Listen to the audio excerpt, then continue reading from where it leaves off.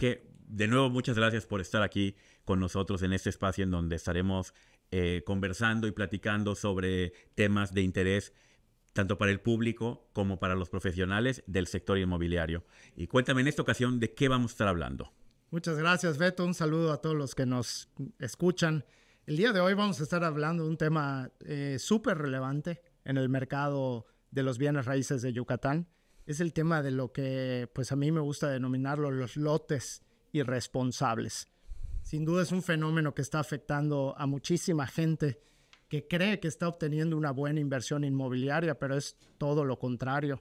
El día de hoy, para todos los que se queden hasta el final del video, nos vamos a estar yendo con una comprensión bastante profunda de lo que es esta problemática, cómo identificar este tipo de proyectos de lotes irresponsables, entender que los hay de todo tipo, entender que han evolucionado, entender que le han huido al término de lotes de inversión porque ya es un lote muy quemado y van a aprender a identificar todos estos tipos de lotes irresponsables en donde no van a tener ya sea retorno sobre la inversión o incluso retorno de la inversión inicial. Y pues para todos aquellos que ya hayan comprado este tipo de lotes, ya sea hace un año, hace meses o hace 5 o 10 años, pues entender qué es lo que pueden hacer, cuáles son sus alternativas.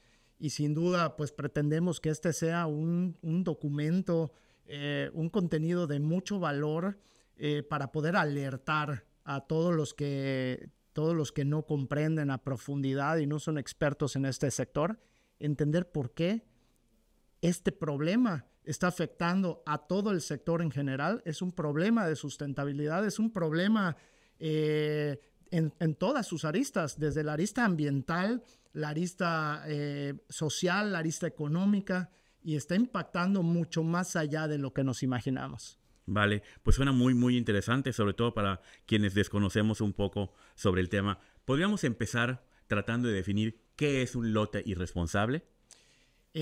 Por supuesto que sí, es complejo.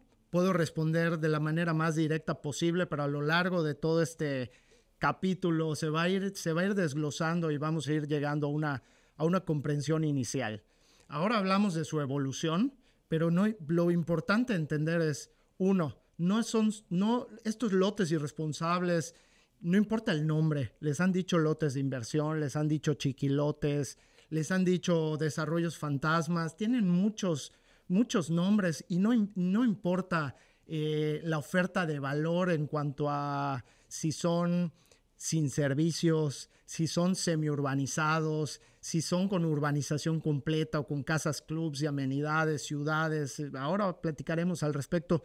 No importa nada de esto. Lo que importa es que son lotes en donde no es posible, por varios factores que vamos a explicar en este episodio, no es posible tener un retorno sobre la inversión, no es posible recuperar la inversión y sobre todo que están ubicados en zonas que no son lógicas para el desarrollo urbanístico que requieren los municipios del estado de Yucatán. Vamos a entrarle más adelante a ver cuáles son los indicadores, sobre todo en el marketing, en los anuncios, en las formas de pago, en las ubicaciones, para entender por qué son irresponsables, ¿no? Y yo aprovecho cada espacio que tengo para hacer un all-in por la responsabilidad, pedirle a todos los jugadores del sector inmobiliario que se apeguen a los valores relacionados con una responsabilidad integral para poder respetar a todos los stakeholders que tienen que ver con un proyecto inmobiliario, todo el ecosistema inmobiliario, pero sobre todo los usuarios. Vale, entendido. Y vámonos, me gustaría que nos fuéramos un poquito para atrás y nos contaras cómo fue, desde dónde surgió este fenómeno de los lotes de inversión, los lotes irresponsables, como que cómo empezaron y más o menos cómo han ido evolucionando y cómo podemos hoy darnos cuenta de que se trata de una oferta de un lote irresponsable. Con mucho gusto, Beto. Pues la verdad, ya con mis 20 años de experiencia en este sector, 40 de vida, inicié a los 19, estas últimas 2 décadas he podido atestiguar la evolución de este fenómeno y sí que ha venido mutando, ¿no? Ahora sí que como una como el COVID, que vino una cepa tras otra y viene evolucionando, volviéndose resiliente, a veces más virulento, más dañino. De esta forma ha sucedido, ¿no? Comenzó con un producto que era completamente sin servicios, ¿no? En un inicio, estos lotes no tenían ni acceso ni servicios, y los desarrolladores de este tipo de producto que se empezó a comercializar, y fue cuando se acuñó por primera vez el término de lotes de inversión, me da un poquito de risa porque es todo menos una buena inversión. Quizás sí para el que los comercializó, pero no para el usuario, no para las familias, que eso es lo que más me preocupa, ¿no? Y alrededor de este producto venía un discurso muy audaz. Este discurso muy audaz abundaba en cosas que parecían ser brutalmente honestas, ¿no? Y como un ilusionista, ¿no? Pensemos en David Copperfield, ¿no? Que tú te centras en ver lo que el ilusionista quiere que veas, para que no veas lo que no quiere que no veas, ¿no?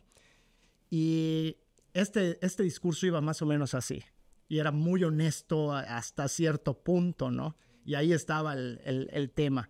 Te decían, yo no te estoy vendiendo un bien raíz. O sea, no es un producto inmobiliario. Esto que está sobre la mesa es un producto financiero. La tierra sube de valor, ¿no? ¿Y dónde entraba esta honestidad? Yo no te estoy... Y eran muy explícitos. Yo no te estoy prometiendo acceso. Yo no te estoy prometiendo servicios como agua, como luz y demás servicios. Ya ni hablemos de los servicios públicos. Yo te estoy dando un producto financiero. Y la tierra sube de valor. Es un buen producto financiero. Y te presentaban unas estadísticas en donde te mostraban cómo en ciertas zonas de Yucatán, recuerdo que estaba por ahí Concal y Temozón, que son tremendas zonas que han subido mucho su valor, sobre todo en esta última década. Y tú veías los valores y decías, pues sí.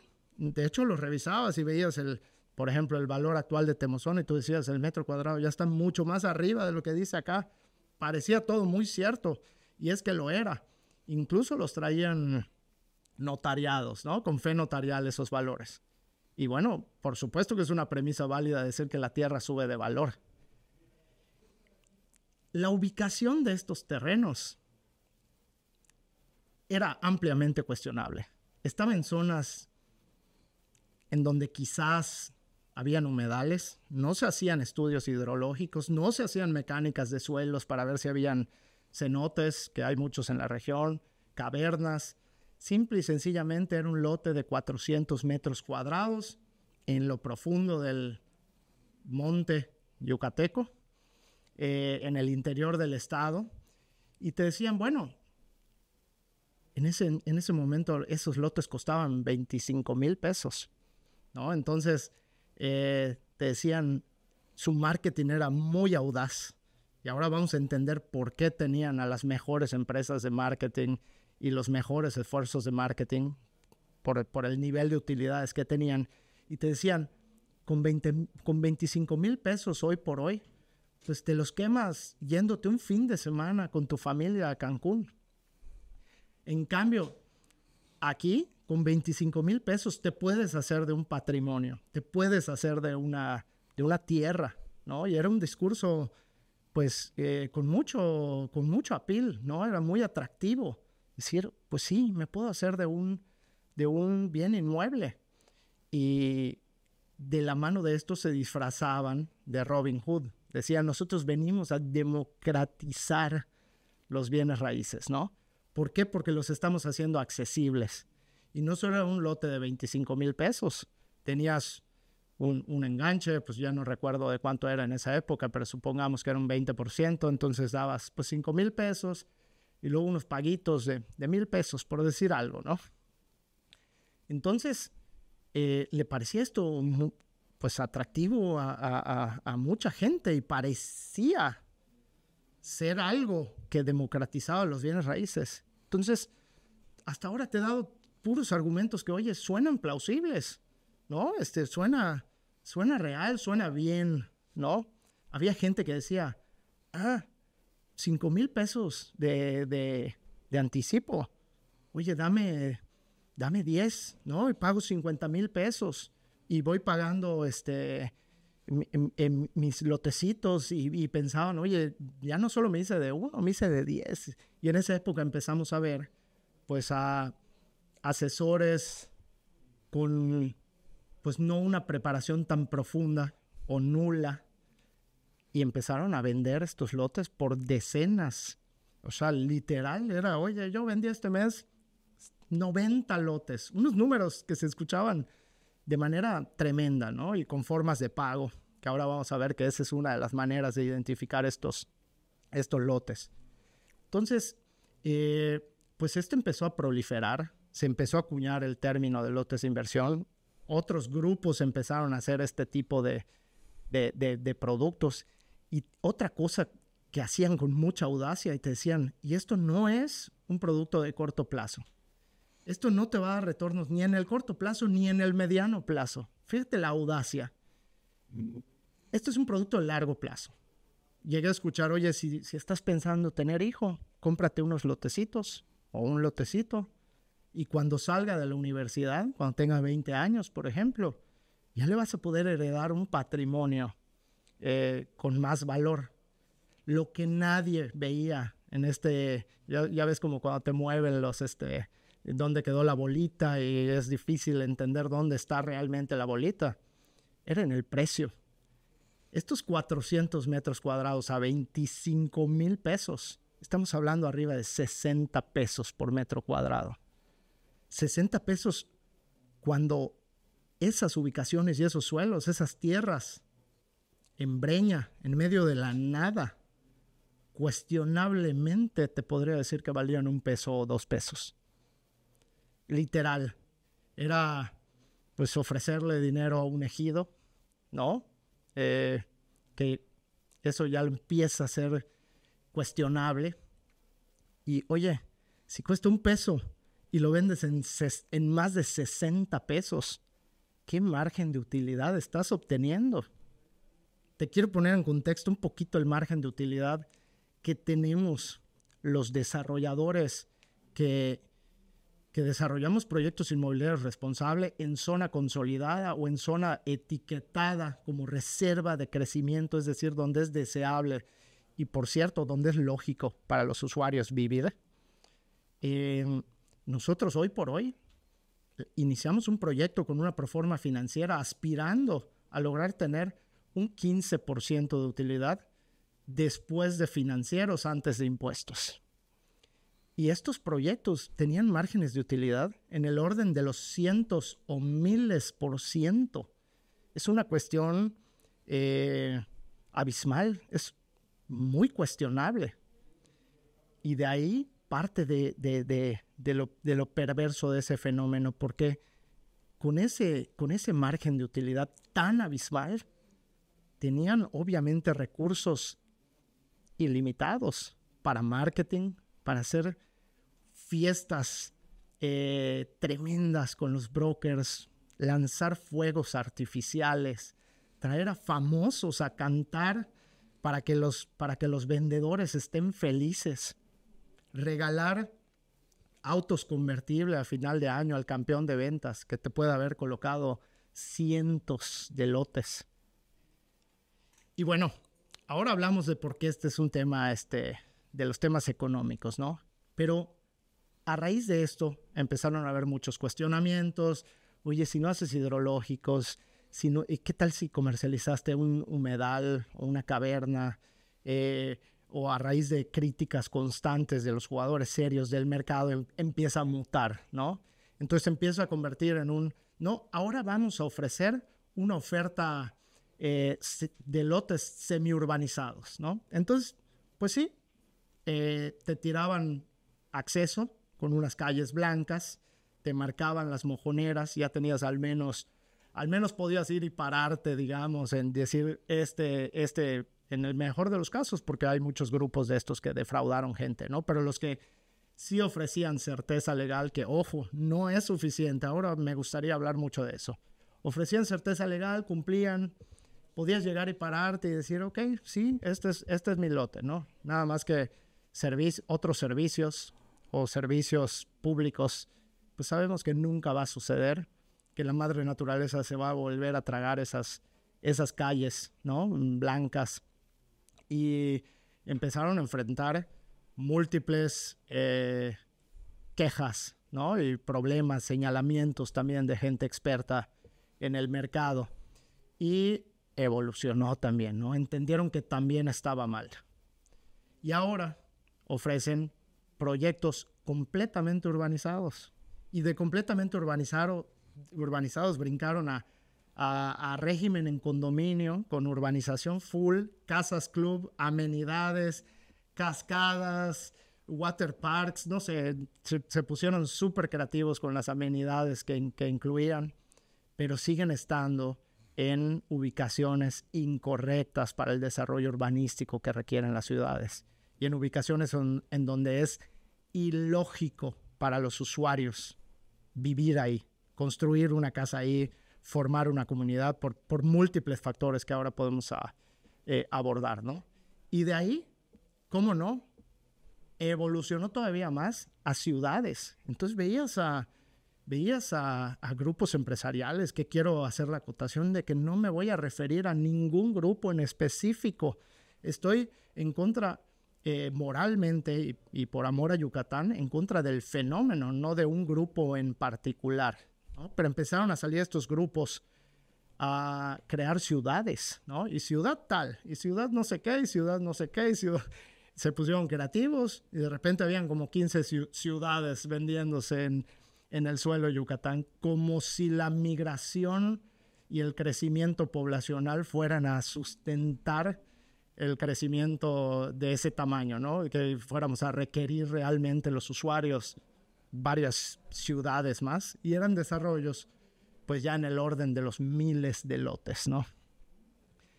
Y con una audacia tremenda, declarar, oye, mi proyecto es ciudad, lo que sea, se me hace irresponsable, francamente, ¿no? Sobre todo porque están en ubicaciones que ni siquiera son aptas para asentamientos humanos, porque muchos de los municipios del estado de Yucatán aún no cuentan con planes municipales de desarrollo urbano. Y eso es un problema. Entonces, ya de ciudades empezó a emigrar a un nivel más que he podido identificar, que es un storytelling increíble, ya sea o de aventuras o de haciendas coloniales enequeneras. También se les suele identificar este tipo de proyectos porque tienen clubes de playa, ¿no? Y bueno, a fin de cuentas, creo que los que caen en esto, lo único que obtienen realmente a cambio es el poder usar un club de playa. Sin embargo, pagas el precio de un bien inmueble para poder usar un club de playa. Eso lo veo, francamente, como un fracaso en las intenciones del usuario. Esta ha sido más o menos la evolución de este tipo de proyectos, Beto. Y hablabas hace un momento de la certeza legal, ¿no? De por qué ya no por qué la certeza legal no es, si bien está presente en estos lotes, no es algo que garantice la inversión y el retorno de inversión de quien decidió apostarle por esta compra. Sí, en efecto. Estos grupos, este tipo de proyectos de lotes irresponsables se cuelgan de dos factores principalmente. De la muy buena marca que tiene Mérida y Yucatán a nivel nacional e internacional, pero también de que la regulación en el estado de Yucatán desgraciadamente no ha alcanzado a esta realidad dinámica, ¿no? De alguna forma siempre comento que primero sucede todo en la realidad, obviamente, y es muy dinámico y es muy veloz. Y un proceso de reforma de leyes es francamente muy lento, muy complejo, implica un análisis muy profundo. Y nos topamos con problemas profundos como la autonomía de los municipios. Y hay una ley general de gobierno de los municipios que le garantiza a un municipio pues esta autonomía para autodeterminarse, ¿no? Lo que pasa es que francamente pues en Yucatán contamos todavía con muchos presidentes municipales y cabildos municipales que no cuentan con una capacidad técnica amplia, muchas veces ni siquiera tienen grados académicos relevantes y están ocupando estos cargos. Y parte de la problemática se deriva en que no importa el tipo de todos los tipos que ya les dije, ¿no? Si semiurbanizados completamente, régimen en condominio, no importa, porque basta con acercarse a un presidente municipal. En muchos casos, hay que comentarlo, hay corrupción de por medio. Se les ofrece dinero a cambio de obtener en un terreno, voy a inventar, de 100 hectáreas o de 50 hectáreas o de más hectáreas, porque hay de este tipo de proyectos, se le distingue por lo general por tener muchos proyectos, ¿no? Cientos o miles de lotes.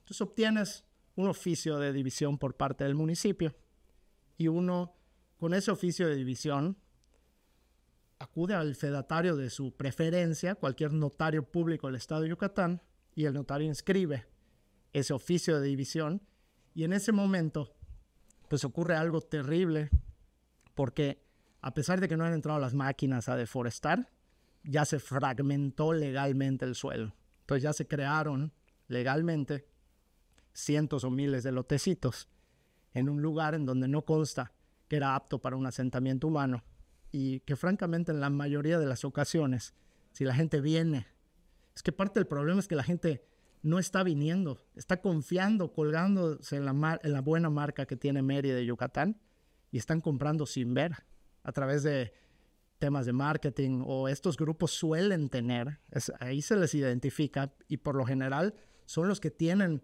oficinas en muchas de las ciudades de la República Mexicana, incluso en Estados Unidos y Canadá. Entonces tienen un músculo financiero muy preocupante. Entonces, pues sí, pueden ofrecer certeza legal, pero para una inversión inmobiliaria, Beto, yo te podría decir que es quizás el primer escalón de una pirámide, de varios escalones, que un asesor profesional que realmente se preocupa por sus inversionistas, por sus compradores, por los usuarios, y tiene una visión de largo plazo y de responsabilidad y de amor por Yucatán, no se conformaría con solo ese escalón de la certeza jurídica. Por supuesto que en este fenómeno hay desde los que defraudan hasta los que son medio informales y no tienen tanta certeza jurídica, hasta los que ofrecen certeza jurídica perfecta, por decirlo de alguna manera, ¿no? No perfecta, es relativa, son cuestiones muy técnicas, no quisiera desviarme tanto, pero por lo general los grupos que se lograron profesionalizar dentro de estos valores irresponsables son los más efectivos. Entonces, son estos que ofrecen, desgraciadamente, certeza jurídica y cumplen, ¿no? Desgraciadamente, se escudan detrás de eso. De hecho, un mito es decir, oye, no, porque ahora, Beto, todo el mundo te va a decir, no, yo no vendo lotes de inversión. Ya todos sacaron las manos de eso. Pero lo es. Y hay gente, luego escuchas asesores que no son tan profesionales y te dicen, no son lotes de inversión. Tienen casa, club y toda la cosa, ¿no? Algo así te contestan.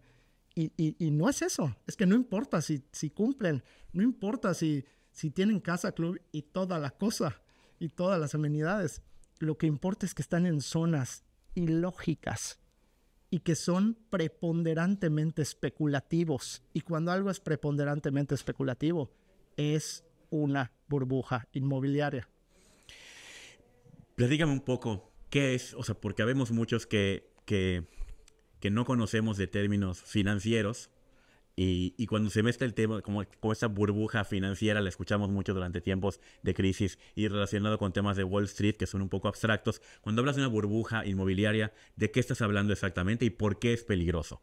Con mucho gusto. quiero empezar hablándote de qué no es una burbuja inmobiliaria. Por ejemplo, el segmento inmobiliario de la ciudad de Mérida, en el municipio de Mérida, es un segmento que algunos equivocadamente han dicho, es que hay mucha oferta, eso es una burbuja inmobiliaria, y eso es incorrecto. Cuando la oferta empieza a ser mayor, digamos, que la demanda se empieza a desequilibrar, pero el mercado se autorregula. Es una de las premisas con las que estoy de acuerdo con el capitalismo. No estoy de acuerdo con todas, pero sí, la ley de la oferta y la demanda sí que tiene mucha verdad, ¿no? Entonces, un segmento como el segmento inmobiliario del municipio de Mérida, y me refiero a los que legalmente están en el municipio de Mérida, en donde tenemos zona consolidada y zona de reserva de crecimiento y proyectos responsables, en donde sí hay retorno sobre la inversión y todo. Cuando empieza a haber más oferta, por supuesto que hay especulación, ¿eh? Ojo, hay especulación. Sin embargo, son sectores que se comportan con crestas y valles como todos los ciclos económicos. Todos siguen este movimiento. Y que lleguemos a un punto en el que la oferta es más y empiece a desacelerar, no quiere decir que reviente una burbuja inmobiliaria. De hecho, yo creo que en este momento está desacelerando, está habiendo una corrección de mercado, ¿no? Y es muy buena, tiene sus cosas muy buenas. ¿Por qué? Porque se filtra, sobre todo, se lleva a cabo una selección natural, y los que sí están en esto de manera profesional, responsable y a largo plazo, se quedan, sobreviven. Y los que no, los de visión cortoplacista, ven que no está tan padre, salen, lo que sea, no tuvieran sus resultados, ¿no? ¿Qué sí es una burbuja inmobiliaria? No es algo que sigue estas curvas normales, crestas y valles, como vimos en Economía 101, ¿no? Una burbuja inmobiliaria es algo que revienta, como lo sugiere el tema de la burbuja, y de un día para otro se paraliza el mercado y desaparece el valor. Es como el juego de las sillas. Se acaba la música y el que se quedó parado y sin silla, pues perdió y pues ni modos. Bye. Y esto ocurre cuando un fenómeno o un subsector o subsector inmobiliario es preponderantemente especulativo. Cuando es mayor la parte especulativa que la del usuario real, ahí hay una emergencia o una alerta muy flagrante de que hay una burbuja inmobiliaria. Y este sector, este subsector de los lotes irresponsables, en mi muy particular punto de vista, no solo es preponderante la parte especulativa, sino que me atrevería a decir que es muy cercana al 100% especulativa. Es decir, Beto, yo les quiero, a los que nos ven, a los que nos escuchan, les quiero recomendar un libro de Carla Escoffier. Aquí lo tengo. Se llama País sin Techo. País sin Techo es un libro... Bueno, primero te platico de Carla. Carla es una abogada que da clases en la Libre de Derecho de Monterrey, especializada en temas de constitución, pero principalmente, sí, derecho constitucional, pero es muy abocada a los derechos humanos. Y dentro de los derechos humanos está súper especializada en el derecho humano a la vivienda, que es un derecho humano que está en riesgo en nuestro país. Tenemos un tema de déficit de vivienda, tenemos problemas como burbujas inmobiliarias, gentrificación, varios temas de políticas públicas de gobierno y de iniciativa privada están comprometiendo este derecho humano a la vivienda en nuestro país. Y les recomiendo mucho este libro, País sin Techo. Es un libro en donde nos expone 5 casos de 5 diferentes ciudades con problemáticas diferentes, pero que comprometen este derecho humano a la vivienda. Y el capítulo número 1 es Yucatán. Y habla de la burbuja inmobiliaria que son estos lotes irresponsables. Ella hizo una investigación y logró encontrar más de 90,000 lotes de este tipo.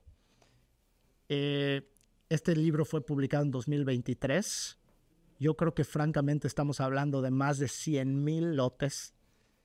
Y entrándole a temas de la oferta y la demanda, cuando tienes más de 100,000 lotes que son preponderantemente especulativos, que son idénticos unos y otros, con ciertas diferencias, pero imagínate estar en un desarrollo que tiene 1,000 lotes.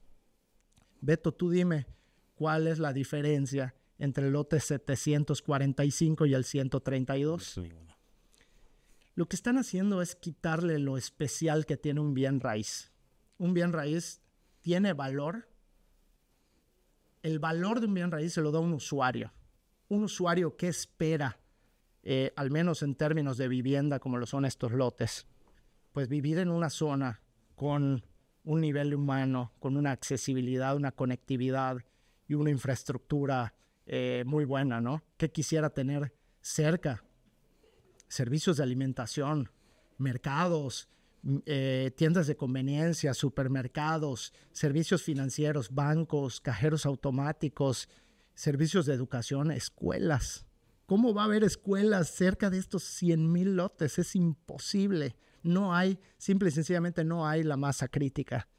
Escuelas, donde hacer culto religioso, parques, zonas arboladas, conectividad, ya no hablemos de la infraestructura de la zona, desde buenas banquetas, con drenajes pluviales, con camellones arbolados, con alumbrado público, luz, agua, servicios que estos proyectos nunca van a tener, porque Beto, se excusan detrás del tema del régimen en condominio y piensan que el régimen en condominio es la panacea y que va a resolver todo. Y te dicen, no, tiene régimen en condominio.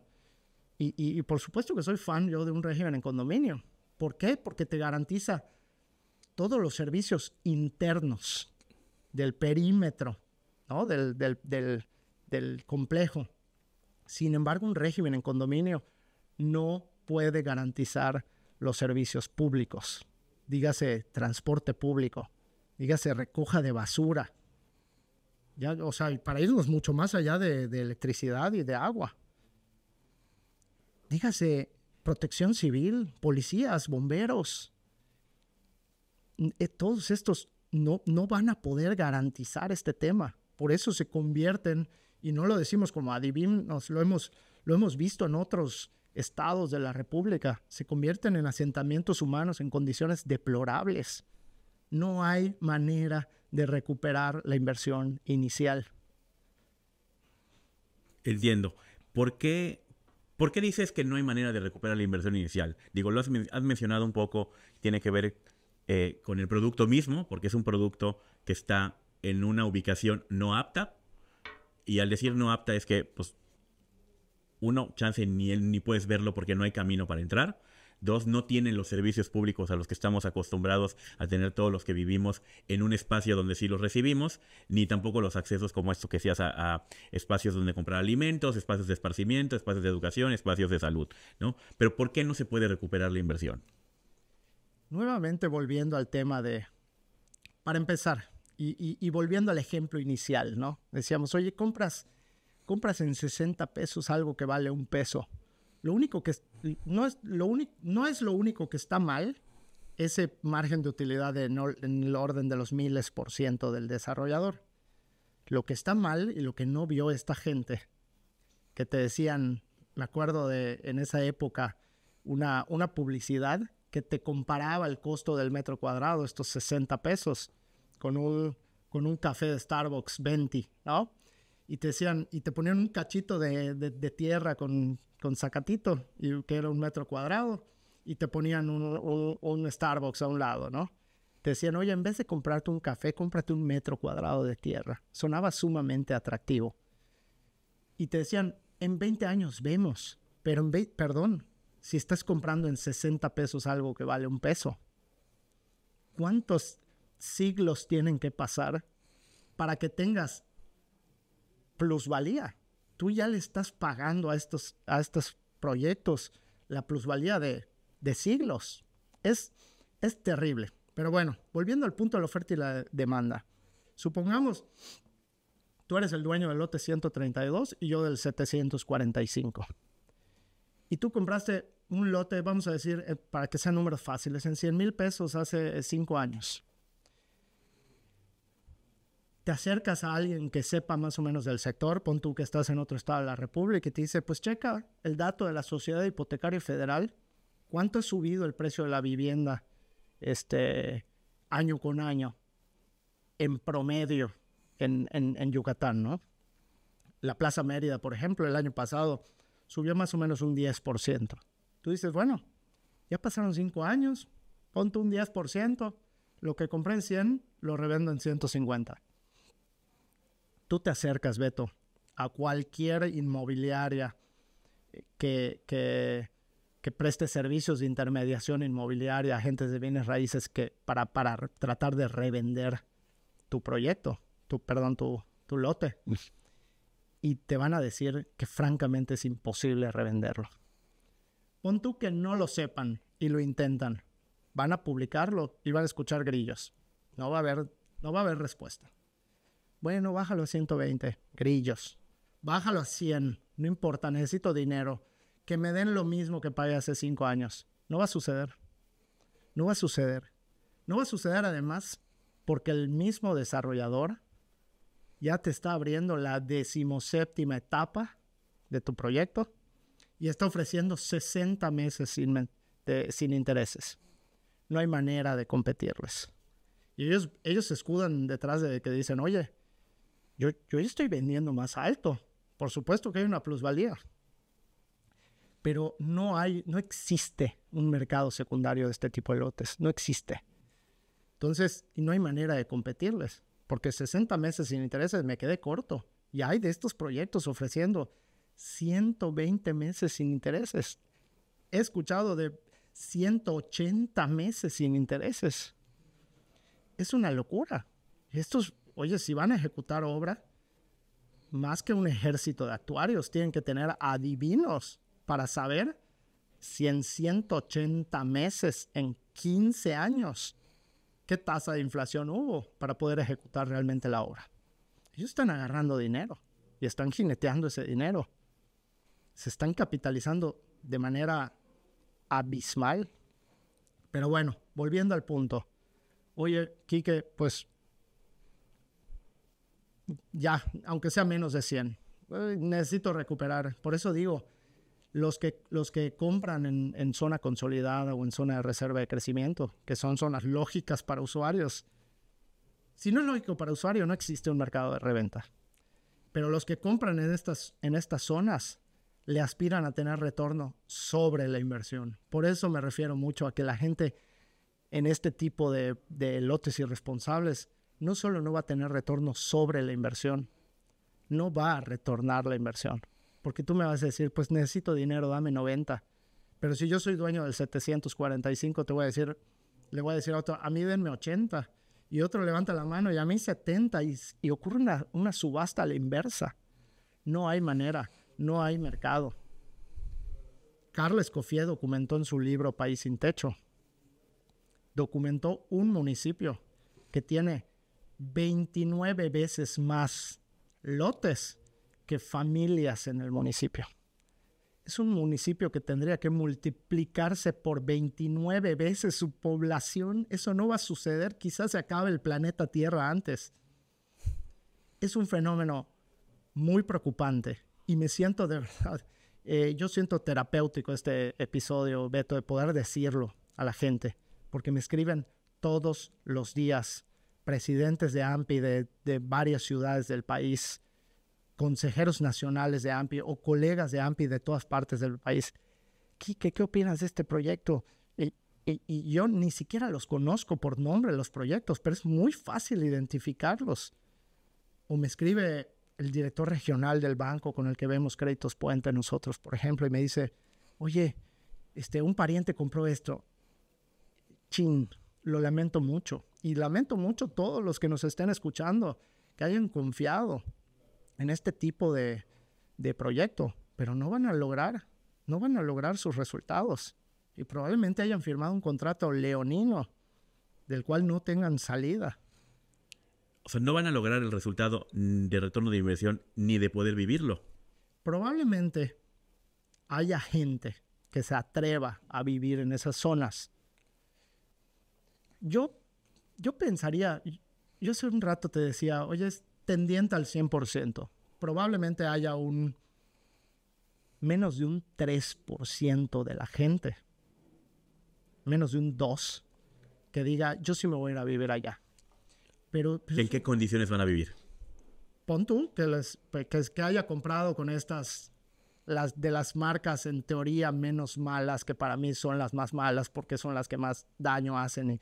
Porque te estoy hablando que comercializan 400 lotes al mes, 600 lotes al mes, 800 lotes al mes. Pero bueno, si cumplen bien en tiempo y forma, urbanizan como se debe y entregan, van a vivir en condiciones, digamos, la urbanización va a estar bien, pero muy solitarias, ¿no? Son familias que no sé si no van a tener hospitales cerca, no van a tener escuelas cerca.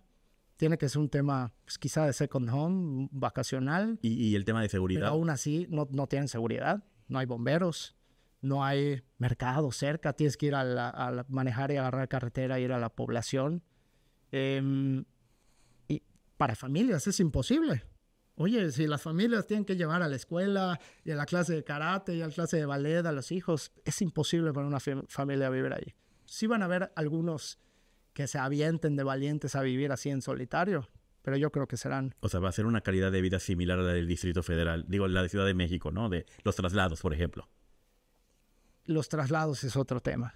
Eso es otro tema muy triste, porque esta horizontalización desmedida, no lo decimos nosotros. Vino ONU Habitat, estudió el urbanismo del Estado y nos jaló las orejas porque dice, oye, esto de estar generando estos satélites de manera aleatoria y alejados de los centros poblacionales no es el modelo. A nivel mundial, el modelo es el de generar ciudades compactas, ¿no? Esa es la sustentabilidad que se busca. Es impactar lo menos posible en la madre naturaleza. Y estos desarrollos, además, demandan nuevas vías de comunicación, tirar, desmontar, meter maquinotas D7 y D8 a botar selva para tender carpetas asfálticas, nuevas vías de comunicación, todo el costo de infraestructura que esto sugiere. Es terrible desde ese punto de vista.